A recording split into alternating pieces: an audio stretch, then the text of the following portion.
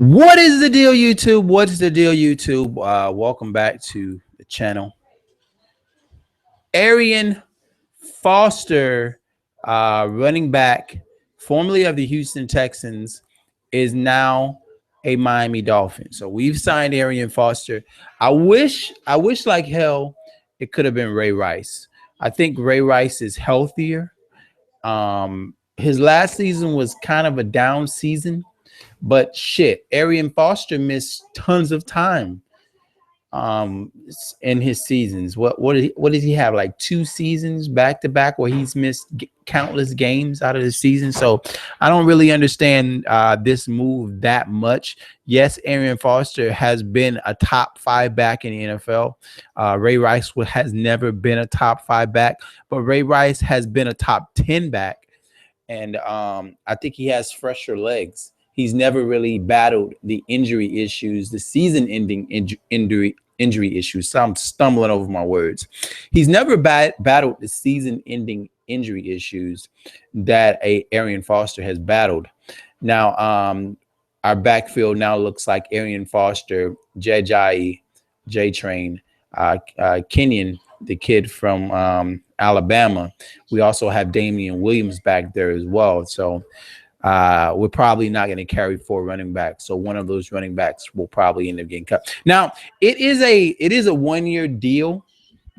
So there is lots of wiggle room. He could come in here and explode and become the back, because if I'm not mistaken, Arian Foster is 28, something like that, which is old for a running back, by the way. It's still old.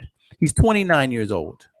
So, I mean, he's 29 years old. We signed him to a 1-year deal. I can't really say that I'm happy about it. It gives us some depth. Let's just put it like that. It gives us some depth. It gives us, some room in the backfield. When he's on his A game, when he's healthy, he's a big, tough back. He's hard to bring down. But it's a big if. It's an if the size of Texas. So I just can't wait for football season to come back. I am bored out of my mind. There's no football. There's no basketball. All we have is baseball, and of course, I'm a big boxing UFC fan, but those fights happen, every so often. So I just can't wait for football season to come back, man. I can't wait. Really excited about this season. As I've said in previous videos, I think it's a possibility that we might have the best offense in football. As long as we get consistent play from Ryan Tannehill, I really do think that we have the possibilities of having the #1 offense. I mean, you've got 2 #1 wide receivers in Devontae Parker and Jarvis Landry. You got Kenny Stills. You have an offensive line now that has 4 first-round draft picks on it. As long as Brandon Albert and Mike Pouncey can stay healthy, as long as those 2 asses can stay healthy and stay on the field, that offensive line should perform rather well up front. We have a coach in Adam Gase who has, he's upgraded or made, whatever offense he stepped into has done fairly well. So fairly well. Look, that Denver Bronco offense was on fire when Adam Gase was there. So I'm hoping he can bring that same sort of thing to our offense, and I'm hoping that this offense can take a step in the right direction and become the offense that I know it can be. Now, the defense is still a question. I still want to see how our secondary performs.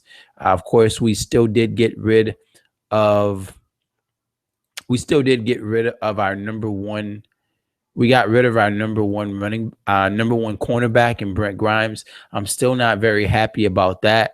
I've got to see something from Byron Maxwell to tell me that he can be a #1 cornerback, because he's never been a #1 cornerback.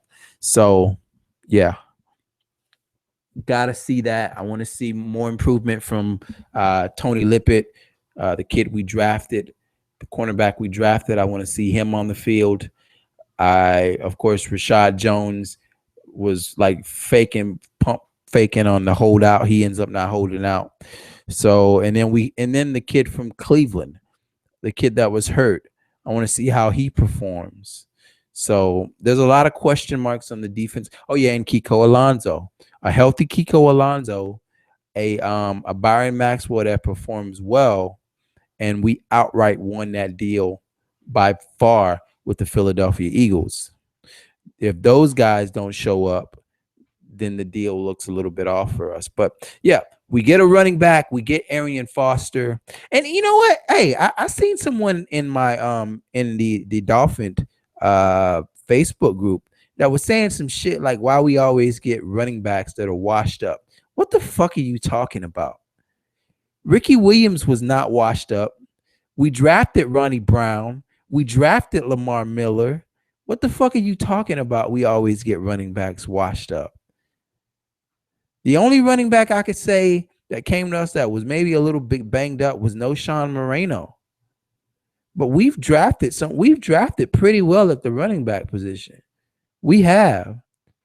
And we still don't know what we're going to get out of J-Train. The flashes that we saw from him last year were he looked explosive. So I don't know what the hell you guys are talking about in the Dolphin group. Not necessarily anybody that's watching me right now, but definitely in that Dolphin group yesterday, I seen people, why are we always getting washed up running backs? Where? When have we been known to get washed up running backs? Tell me another time when we got a washed up running back. Because I don't remember this shit. I remember Ricky Williams giving us 5-6 years strong. What are you talking about? I remember Ronnie Brown getting drafted by us. Lamar Miller got drafted by us. What the fuck are you talking about? We get washed up running backs. What we haven't had in a long time is a quarterback. We haven't had a quarterback. To me, I haven't had a quarterback in my lifetime because I hated Dan Marino with a passion. But I can't deny the fact that the man did put up numbers.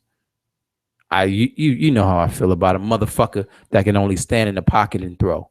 That's just preference. But he did put up numbers.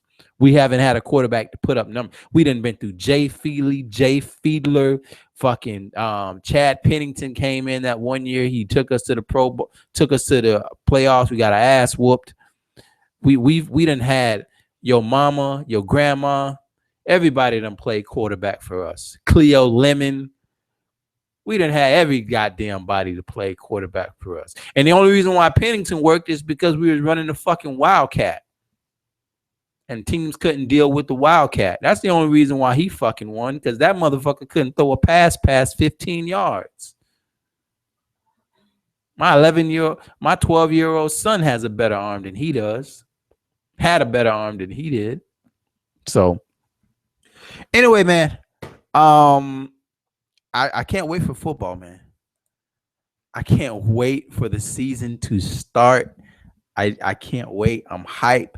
As soon as the preseason start, we're going to start diving into them top 10s. Can't wait to do them top 10s, especially wide receiver, because they've changed so much with Calvin Johnson leaves a big hole in my top 10.